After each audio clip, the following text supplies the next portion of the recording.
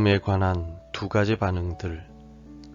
마태복음 27장 57절에서 66절 말씀. 저물었을 때 아리마대의 부자 요셉이라 하는 사람이 왔으니 그도 예수의 제자라. 빌라도에게 가서 예수의 시체를 달라 하니 이에 빌라도가 내주라 명령하거늘. 요셉이 시체를 가져다가 깨끗한 세마포로 싸서 바위 속에 판 자기 새 무덤에 넣어두고 큰 돌을 굴려 무덤 문에 놓고 가니 거기 막달라 마리아와 다른 마리아가 무덤을 향하여 앉았더라.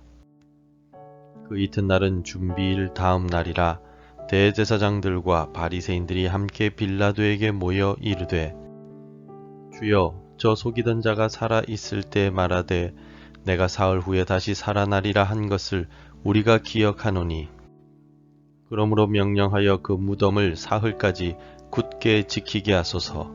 그의 제자들이 와서 시체를 도둑질하여 가고 백성에게 말하되 그가 죽은 자 가운데서 살아났다 하면 후의 속임이 전보다 더 클까 하나이다 하니 빌라도가 이르되 너희에게 경비병이 있으니 가서 힘대로 굳게 지키라 하거늘. 그들이 경비병과 함께 가서 돌을 인봉하고 무덤을 굳게 지키니라. 사람은 모두 죄인이기 때문에 죄의 값으로 죽음을 맞이해야만 합니다. 시기가 다를 뿐 모든 인간은 죽음을 맞이합니다. 그러나 모두가 맞이하는 죽음에 대한 사람들의 반응은 제각각입니다. 어떤 이들은 자신의 죽음에 대해 분노합니다. 왜 벌써 내가 이 세상을 떠나야만 하는지에 대해 분노합니다. 반면에 또 어떤 이들은 자신의 죽음을 겸허히 받아들이기도 합니다. 개인적인 성격이나 특성에 따라 죽음을 받아들이는 사람들의 반응들은 모두가 다릅니다. 오늘 본문인 마태복음 27장 57절부터 66절까지의 말씀은 십자가 위에서 운명하신 예수님에 대한 사람들의 다양한 반응들에 대한 말씀입니다. 본문에는 예수님의 죽음에 관해 두 종류의 반응이 나타납니다. 먼저 아리마대 사람 요셉의 반응입니다. 그는 산헤드린 공의회원으로 존경을 받는 부유한 사람이었습니다.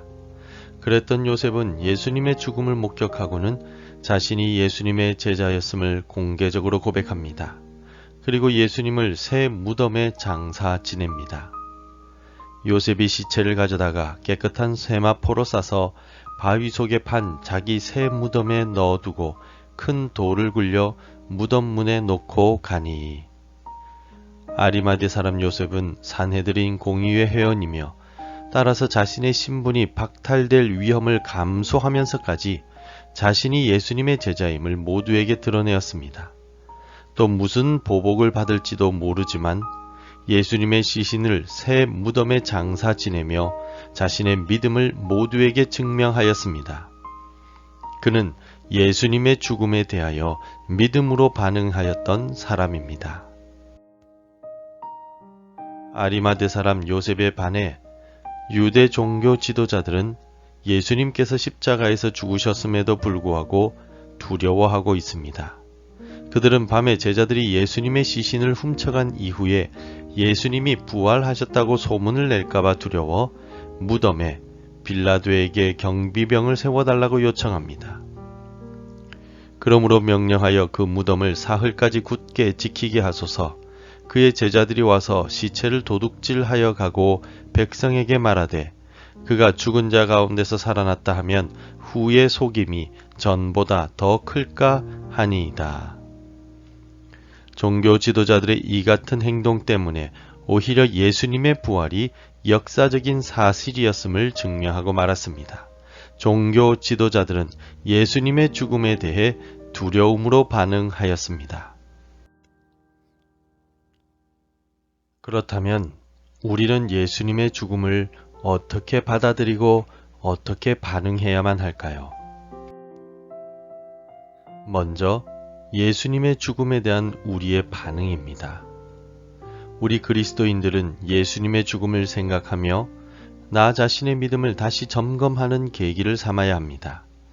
왜냐하면 예수님의 죽음은 곧 우리의 죄를 씻기 위한 죽음이기 때문입니다. 우리 스스로 해결할 수 없는 죄의 문제를 예수님께서 십자가에서 대속하심으로써 우리가 구원을 얻었습니다. 십자가 위에서 겪으신 모욕과 살이 찢어지는 고통들은 모두 우리를 향한 깊은 사랑으로부터 시작되었기에 그 사랑을 잊지 말고 살아가야 합니다.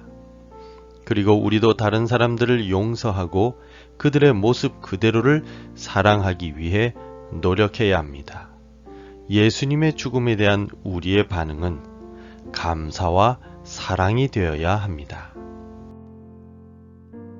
두 번째로, 우리의 죽음에 관한 우리의 반응도 중요합니다. 예수님의 죽음과 함께 생각해야 할 것은 우리 자신의 죽음에 대한 것입니다.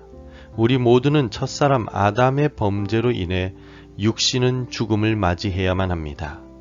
육신의 죽음이 슬프고 사랑하는 사람들과의 이별이 비통할 수는 있지만 우리의 그리스도인들은 죽음 이후에 하나님 나라에서 새로운 삶을 시작하게 된다는 사실을 기억해야 합니다. 그러므로 육신적 죽음은 하나님과 함께하는 새로운 시작이라는 사실을 기억하며 우리의 죽음을 겸허히 받아들이며 매일을 살아가야 합니다. 성도 여러분, 우리 모두는 죽음을 기다리는 삶을 살아갑니다. 언제 찾아올지 모르는 죽음을 우리는 어떻게 맞이해야 할까요? 그때까지 우리는 주어진 일상의 삶을 성실하게 살아가야 하며 믿음을 잃지 않고 살아가야 합니다. 그리고 주님을 만날 것을 기대하며 살아가야 합니다. 오늘을 살아가면서 나를 위해 대신 죽으신 예수님을 기억하며 내 신앙을 고백하고 지켜나갈 수 있기를 바랍니다. 그리고 하나님과 함께하는 새로운 삶을 기대하며 오늘도 성실하게 하루를 살아나갑시다. 기도하겠습니다. 우리를 위해 생명을 버리신 주님, 주님의 죽음이 어떤 이들에게는 믿음을 더욱 확신하는 계기였으며 또 어떤 이들에게는 두려움의 원인이 되었음을 보았습니다. 오늘 우리는 주님의 죽음이 감사의 제목이 됨을 또한 깨닫습니다. 우리를 대신하여 죽으신 주님께 감사를 드리며 나도 주님을 위하여 믿음 가운데 오늘을 성실하게 살아가겠습니다. 이 믿음이 약해지지 않도록 주님께서 도와 주옵소서. 우리 주 예수 그리스도의 이름으로 기도드립니다. 아멘. 계속해서 함께 기도해 주시기 바랍니다. 매일을 정직하고 성실하게 살아가게 하소서. 나를 위해 죽으신 주님께 감사하며 찬양하게 하소서. 가정과 교회와 나라와 민족 위에 은혜를 주옵소서. 복음 전해야 할 한 사람이 생각나게 하소서. 오늘도 말씀대로 살아가며 믿음의 열매를 맺어가는 귀한 하루가 되시기를 축복합니다.